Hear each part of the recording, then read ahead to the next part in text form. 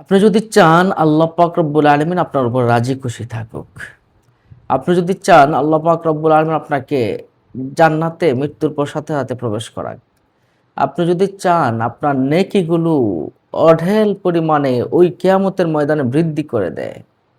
আর আপনি যদি চান হাত ধরে রাসূলুল্লাহ সাল্লাল্লাহু আলাইহি ওয়াসাল্লাম আপনাকে জান্নাতে প্রবেশ করাক, তাহলে আপনার জন্য এই ছোট্ট একটি আমল, ছোট্ট একটি দোয়া। ফজরের পরে ৩ বার, মাগরিবের পরে ৩ বার। যদি কেউ এই দোয়াটা পড়ে, হাদিস শরীফে দেখুন কি এসেছে, আবু দাউদ শরীফের হাদিস, আবু সাঈদ খুদরি রাদিয়াল্লাহু তাআলা আনহু থেকে বর্ণনা রয়েছে, তিনি বলেছেন যে ব্যক্তি এই দোয়াটা পড়বে, রাদিতু বিল্লাহি রাব্বাও ওয়া বিল ইসলামি দীনা ওয়া বি মুহাম্মাদিন সাল্লাল্লাহু আলাইহি ওয়াসাল্লাম নাবিয়্যা। এই দোয়াটা পড়বে, আল্লাহ পাক রব্বুল আলামিন তার উপরে রাজি খুশি হয়ে তাকে জান্নাত দান করবেন। আবু দাউদ শরীফের 1529 নম্বর হাদিস শরীফে রয়েছে।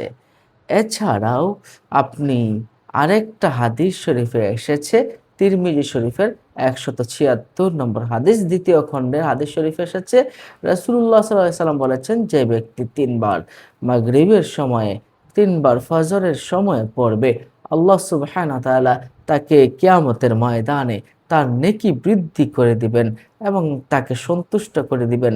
আল্লাহ পাক রব্বুল আলামিন নিজেও তার উপরে সন্তুষ্ট হয়ে যাবেন। সুবহানাল্লাহ, সুবহানাল্লাহ।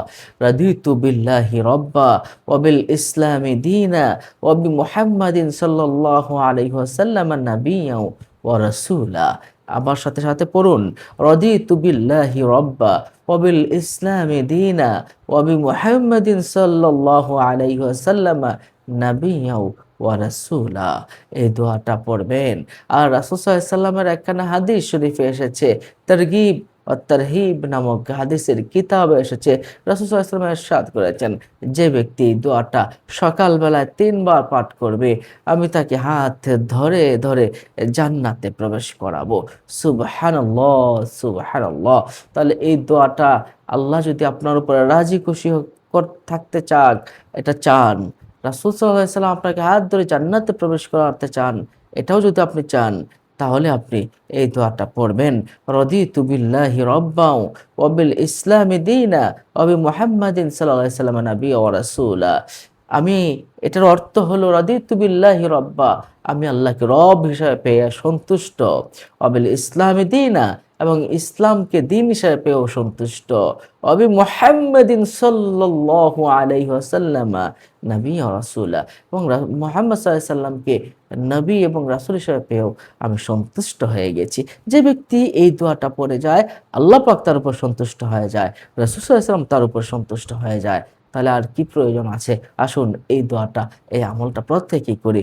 আল্লাহ আমাদেরকে সেই তৌফিক দান করুন। আমিন। আসসালামু আলাইকুম ওয়া রাহমাতুল্লাহ। অন্য মুমিন মুসলমানকে জানাতে শেয়ার করে